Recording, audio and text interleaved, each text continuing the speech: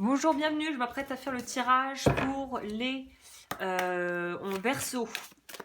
Alors, j'ai oublié, j'ai oublié.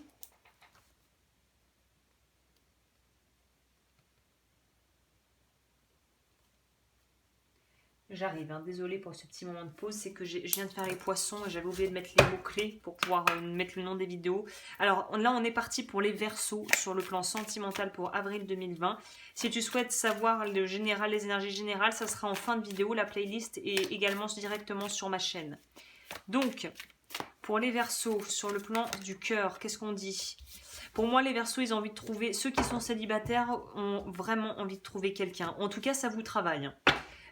C'est le ressenti que j'ai, ça vous travaille. Vous avez envie de pouvoir trouver quelqu'un avec qui vous pourrez construire sur du solide. Je pense que cette quarantaine a eu pour effet pour vous de vous éclaircir un peu l'esprit. Et pour les célibataires endurcis, je pense que là, il y a vraiment une envie de pouvoir vraiment connecter avec quelqu'un, mais sur le plan vraiment aussi.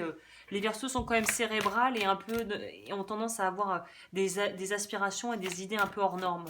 Donc là, vous voulez un petit peu, vous voulez pas juste une relation, vous voulez the relation où tout s'imbrique parfaitement, où mentalement on est sur la même longueur d'onde, on se comprend ouais, ouais, ça vous travaille, hein.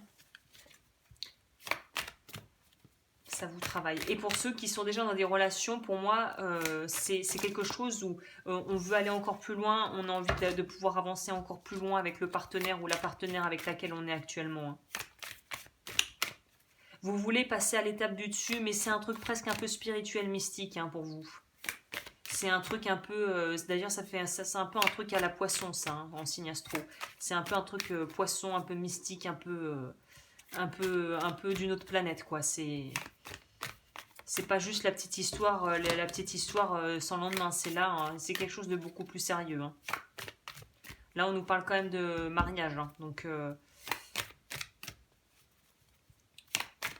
Là, on a envie de trouver la personne avec qui on veut passer sa vie, ou en tout cas passer une partie de sa vie, quoi. Ouais, ouais, clairement. Clairement, il y a un truc de cet ordre pour vous. J'ai l'impression que vous, le confinement, ça vous a fait. Je sais pas, il y a eu un déclic, je pense, pour pas mal. Et notamment pour les gens qui sont seuls depuis un moment ou qui sont dans des relations qu'ils ont terminées récemment, qui sont fraîchement célibataires. On a un peu dégrossi, on a une idée beaucoup plus claire de ce que l'on attend d'une relation et de ce que l'on attend d'une relation de couple. Ouais, c'est vraiment central pour vous en avril, l'amour. Ça vous travaille, hein. Je crois que de tous les signes, il me reste plus que les Capricornes à faire. Vous êtes le signe pour lequel l'amour est vraiment le plus central dans le mois, hein. Mais c'est pas juste la relation amoureuse, c'est la vision que vous vous faites de l'amour et de ce qu'est l'amour. Et de la différenciation à faire entre ressentir l'amour et essayer de mettre des mots dessus, et vous ne pouvez pas mettre des mots dessus. C'est ça le truc. C'est quelque chose qui est expérimental, tout à fait expérimental, mais ça vous plaît bien l'expérimental. Donc la mélancolie, c'était par rapport à quoi? Ouais, avoir l'impression qu'on ne trouvera jamais la bonne personne. Je pense qu'il y a eu un peu une lassitude, le soufflet qui retombe, parce que vous en avez ras-le-bol des relations qui mènent nulle part en fait, hein. Il y en a pour qui il va y avoir peut-être une déception parce que vous allez peut-être pas avoir, vous allez peut-être essayer de déclarer votre flamme et vous allez peut-être pas avoir la réponse escomptée. Ou peut-être c'est ce qui s'est passé. Vous avez eu en fait un refus d'une personne et ça a un peu mis à mal dans un premier temps votre estime de vous. Et en même temps, après ça, maintenant vous dites bon ok, c'est que maintenant je veux aller vers quelque chose de vraiment extraordinaire. Je veux vraiment quelque chose de vraiment incroyable. On nous parle de richesse. Euh, Peut-être qu'il y a eu une idée aussi d'avoir été trop dans une certaine forme de matérialisme et de vouloir maintenant passer à des choses qui sont plus d'ordre émotionnel et de vraiment pouvoir développer avec quelqu'un une richesse, la richesse du cœur, la richesse d'une relation que pourrait apporter une relation. Je vais quand même éclaircir parce que pourquoi on a eu l'amoureux à l'envers? Pour moi, c'est soit qu'on Ouais, pour moi, c'était. On s'est peut-être amouraché ou on était peut-être dans une union précédente avec quelqu'un qui était très immature, très jeune. Et c'était peut-être une relation cachée où il y avait peut-être une idée justement de relation.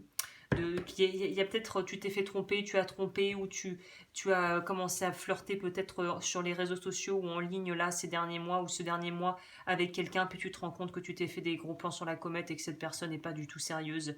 Donc de là pourrait venir cette espèce de mélancolie d'avoir peut-être commencé à développer une romance entre guillemets en ligne sur peut-être même un site de rencontre et de réaliser que c'était complètement bidon, mais que ça a apporté ce dont vous aviez besoin peut-être pour pouvoir maintenant savoir ce que vous voulez, parce que vous êtes quelqu'un d'assez sollicité, je pense, pour la plupart d'entre vous. Vous avez eu des ouvertures, vous avez des opportunités, et même si vous êtes fidèle et en couple, vous êtes quelqu'un qui va avoir le vent en poupe en avril. Donc moi j'ai envie de vous dire que quel que soit le cas de figure, que ça soit une histoire virtuelle un petit peu voilà sans vrai fondement qui n'ira pas plus loin, ou pour une partie, un célibat ou une fin de relation qui va arriver pour quelque chose de beaucoup plus grand, de beaucoup plus grandiose par la suite. Hein. Moi, je vous dis, là, n'ayez aucun regret. Hein. Si tu as fini quelque chose là et que tu te posais la question, les cartes te disent no regrets, hein, franchement. Hein. C'était peut-être à vivre, mais c'était pas à faire. Hein. Je veux dire, c'était peut-être à vivre, mais pas forcément à refaire. Pour moi, on doit faire le deuil. Oh là là, ouais. S'il y en a qui se posent des questions par rapport à la fidélité de leur partenaire, vous avez raison de vous les poser les questions. Parce que pour moi, il y a de la. Ça veut pas dire que l'autre est passé à l'acte, mais si c'est pas toi qui a peut-être commencé une espèce de romance sur le net ou avec quelqu'un en SMS, voilà, une relation cachée, si c'est pas toi, je te conseille d'aller investiguer du côté de ton ou ta partenaire, parce qu'il se pourrait que ça soit ça dans certains cas. Hein. Mais globalement, moi, je sens qu'on n'a plus envie d'être dans les relations ou d'avoir le rôle qu'on a toujours joué dans les relations dans lesquelles on a été. Donc là, il y a une envie de renouveau. C'est pas pour rien qu'on a la révolution derrière. Et on a envie d'un vrai renouveau. Et ça va passer par une phase peut-être de tristesse et un petit peu de déception. C'est comme si on se dit encore, encore. Et on doit retourner dans l'arène et on doit retourner et on y retourne. Et on finit par y retourner, et on y finit, et en y retournant, on va peut-être trouver la perle rare, là. Donc j'ai envie de te dire, vas-y. Hein. C'est vraiment...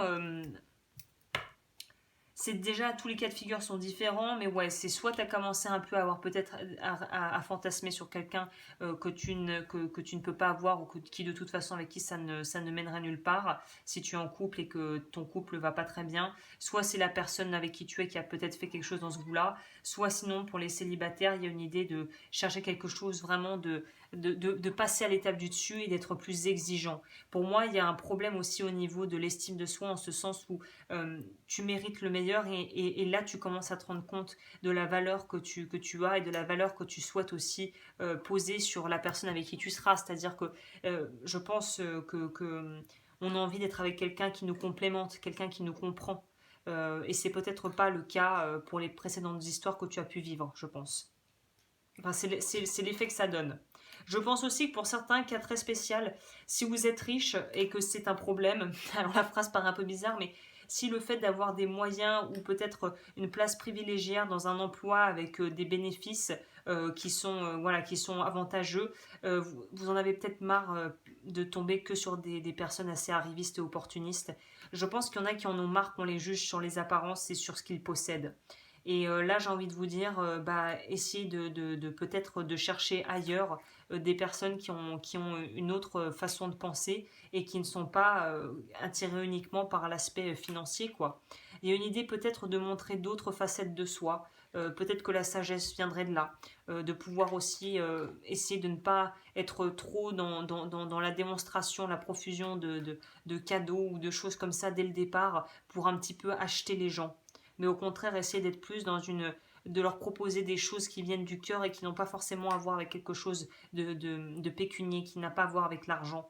Donc voilà, il y a une idée de se protéger et en même temps de s'ouvrir à autre chose et de pouvoir nourrir autre chose. C'est un peu ça pour vous que je sens. C'est comme si on se retrouvait presque pris à son propre piège, c'est-à-dire tu vas en mettre plein la vue à la personne en face, et au final après tu te rends compte que cette personne n'est intéressée que parce que tu as lui proposé, mais peut-être parce que tu as voulu proposer dès le départ des choses et un peu t'acheter t'acheter une espèce de... comme un joker en amour évidemment ça porte rarement ses fruits de faire ça. Mais après chaque cas est différent. Là je parle d'un cas bien précis, mais c'est peut-être pas le cas de tout le monde. Ça pourrait être aussi dans l'autre sens, c'est-à-dire que si tu es intéressé trop par l'aspect matériel et le besoin de sécurité matérielle et que tu mets ça sur le dos de ton partenaire, cette responsabilité de s'assumer financièrement sur le dos d'un partenaire, bah c'est sûr que ça ne peut pas non plus marcher puisque il y a un déséquilibre. Ça part d'un manque, pas d'un plein. Ça part pas de l'abondance, ça part du manque. Donc ça sera problématique. On va voir ce que les planètes peuvent nous dire. On va rajouter ça. On va voir au niveau des maisons là, en astrologie. Qu'est-ce que ça nous dit? Pour les Verseaux, Vamos. Ah bah 2, c'est bien fait. À part si c'est les 2. Non, c'est bon. J'ai assez brassé. On nous parle d'équilibrer les effets, relations, effets miroirs. Donc si tu rencontres ce que tu n'aimes pas chez l'autre, où est-ce que tu le fais chez toi et que tu n'aimes pas, et que tu reprojettes ça à l'extérieur. Et là, la maison 6 nous parle de craft, c'est tout ce qui est dans la création, dans la construction. On nous parle de santé, on nous parle de purification, on nous parle d'apprentissage. Pour moi, il y a une idée, c'est vous avez une hygiène peut-être de couple, à l'instar d'une hygiène de vie, vous avez peut-être une hygiène de couple ou une façon de vous comporter quand vous êtes en couple qui vous dessert, clairement. Qui n'est plus d'actualité et qui doit être réévalué et réajusté pour pouvoir être vraiment aligné avec qui vous êtes vraiment à l'intérieur. Je pense que c'est un peu cette idée de l'œuf on casse la coquille, et là vous êtes un peu comme à nu, mais c'est nécessaire, et tant que vous aurez une espèce de façade et que vous camouflerez tout par du matériel ou de vouloir trop en faire, vous ne pourrez pas trouver quelqu'un qui soit entier et honnête si vous-même ne l'êtes pas. Voilà. Donc il y a une idée de se réorganiser et il y a des habitudes de vie à changer, comme quand on arrête de fumer, on arrête d'aller au tabac. Là, quand on arrête de vouloir être dans le paraître, on arrête de faire certaines choses. Ou quand on veut absolument séduire à tout prix et qu'on attire toujours le même type de personne, eh bien peut-être essayer de séduire mais autrement, par exemple. Voilà, ce qui me viendrait spontanément là pour vous. Pour me contacter, tout est en barre d'infos. On va voir ce que ça nous... pour les consultations et tout ça. Et là, on va voir ce qu'on peut rajouter. Mais il y a une idée, c'est bateau, parce que vous avez beaucoup de potentiel, que ce soit une richesse matérielle ou une richesse intérieure, mais vous l'utilisez pas forcément de la meilleure manière qui soit. Mais le terreau est fertile, la base est là, donc il faut juste réapprendre à se servir des outils différemment, mais vous les avez déjà, les outils, en fait. Puis donnez pas tout et à n'importe qui. Il y a une idée d'être trop aussi généreux. Il ne faut pas être généreux avec des gens qui ne le méritent pas. Tu peux avoir de la compassion, mais tu n'es pas obligé de donner plus que ce que tu ne peux donner. Je crois que c'était Maya Angelou qui disait je me méfie d'un homme qui veut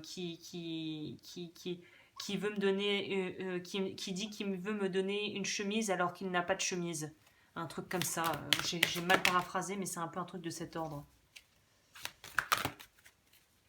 La sagesse, bah ça va très bien avec la vérité intérieure. On nous parle quand même du Bouddha dans le lotus, donc niveau symbolique, c'est à peu près ça.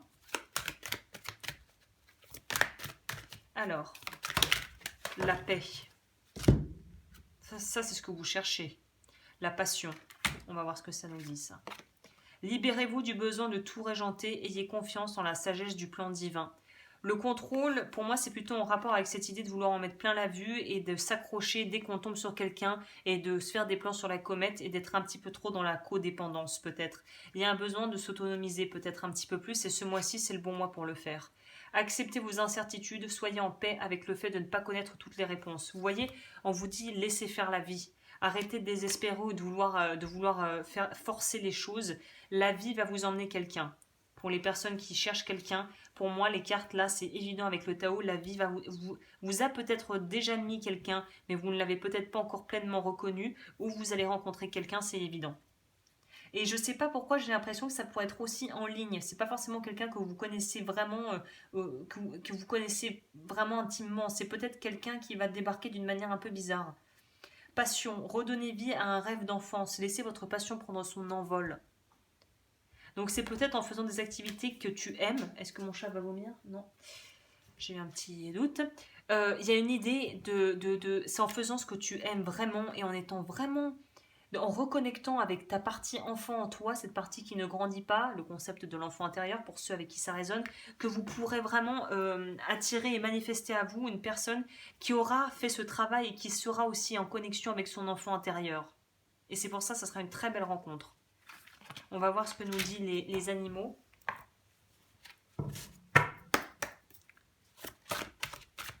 Alors, il faut que vous lâchiez prise. Je vous raccrochez à une histoire qui n'a pas réussi ou il y a un truc où vous vous raccrochez à quelque chose du passé. Il faut lâcher ça. Tant que vous serez nostalgique et raccroché à cette histoire passée qui a foiré, vous n'arriverez pas à aller de l'avant tant que vous ne ferez pas le vide du passé et que vous ne ferez pas le ménage là-dedans. Ça va être très très compliqué de laisser qu'il y ait de la place pour quelqu'un d'autre qui puisse arriver. Pour les Verseaux, s'il vous plaît, qu'est-ce que je peux leur dire ?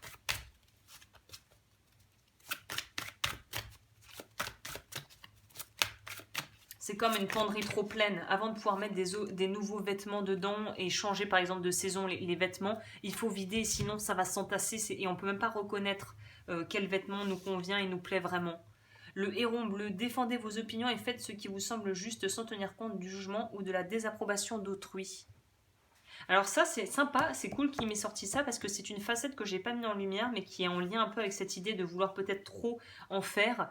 C'est de se dire qu'il faut arrêter de vouloir vivre pour les autres. Pour moi c'est ça, c'est arrêter de vouloir vivre au travers du regard des autres. C'est arrêter de vouloir sortir avec des espèces de profils d'hommes ou de femmes qui sont les profils véhiculés par la société ou qui sont des choses qui ont été qui sont tenues pour acquises dans ta famille. Dans ta famille. Bah alors qu'est-ce qu'il y a ?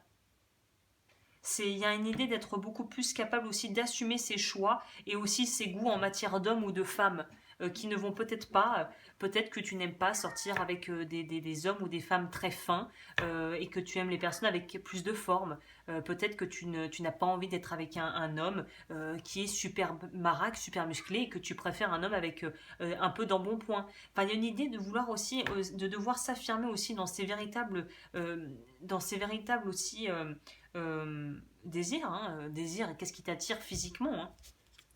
Là, il faut arrêter de vouloir faire un peu, de vouloir essayer de faire les relations papier glacé, hein. C'est les relations magazine, il n'y a rien de pire. Non, ça me plaît pas trop. Ça, on va, s'il veut m'en shuffle trop de cartes, et puis une autre peut-être. Le chien. Votre loyauté et votre fidélité sont compromises en servant trop de maître à la fois. Pour moi, il y a une idée, le regard de l'autre, le regard plutôt même de la société, ça prend trop de place. C'est ça aussi, c'est un des facteurs qui vous empêche de trouver quelqu'un qui pourrait vous convenir. Parce que si tu as appris quand tu étais enfant que les seules femmes désirables sont des femmes qui font 1m80, qui ont les cheveux blonds, les yeux bleus et qui font du sport, c'est sûr que si tu n'as que ça comme modèle de référence et que tu t'es jamais questionné sur tes véritables envies et sur ce qui t'attire vraiment, c'est sûr que là, tu ne pourras pas forcément attirer la personne qui au final sera la personne la plus adéquate pour toi. Donc il y a vraiment cette idée de devoir peut-être aussi pour vous ce mois-ci réévaluer et re-questionner par exemple, truc tout bête que tu peux faire, c'est faire une liste des qualités que tu aimerais que la personne que tu aimerais rencontrer ait. Là, j'ai l'impression que j'ai plutôt une guidance pour les célibataires, mais ça pourrait marcher aussi pour les gens en couple. Qu'est-ce que tu aimes vraiment chez ton partenaire ? Quels sont ces traits de caractère que tu aimes ? Et de faire une liste de tout ça. Et pour les célibataires, quels sont les traits de caractère et les traits physiques que tu aimes chez une personne ? Et de voir si ça coïncide avec le genre d'homme ou de femme avec qui tu as entretenu des relations intimes jusqu'à présent. Donc voilà, petit message en passant en plus. Écoute, je crois que j'ai tout dit. Je te souhaite un très joli mois et j'espère que tu vas faire de la place pour la nouveauté.